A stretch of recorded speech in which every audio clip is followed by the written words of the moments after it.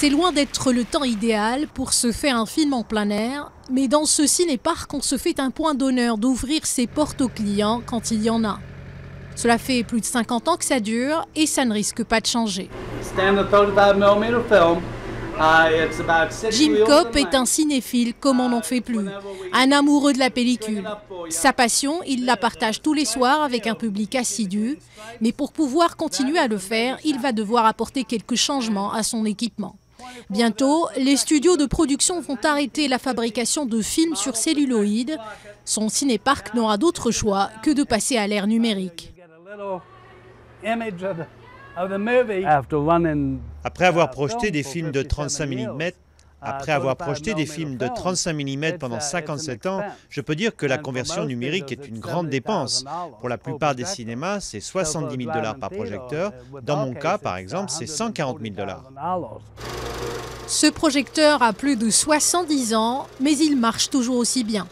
Pour beaucoup de propriétaires de cinéparcs, remplacer ces vieilles machines relève tout simplement du gaspillage.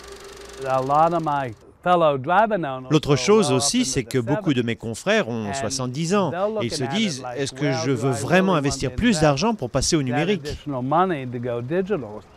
De plus de 4000 cinéparcs dans les années 50, il n'en reste plus que quelques centaines. L'urbanisme, le boom du marché immobilier ont fait que les lots de terrain sur lesquels ils sont installés ont plus de valeur que l'entreprise elle-même. Le drive-in family de Jim fait recette grâce à la vente de nourriture et de boissons, plutôt qu'à la vente de tickets.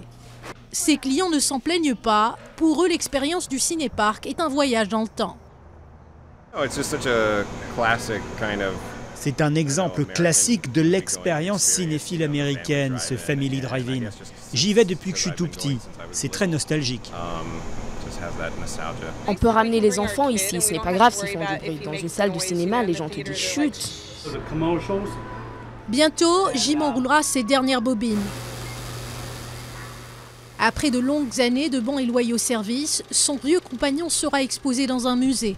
Témoignage d'un temps révolu, un cinéma dont le son et la lumière sont empreints d'une grande nostalgie.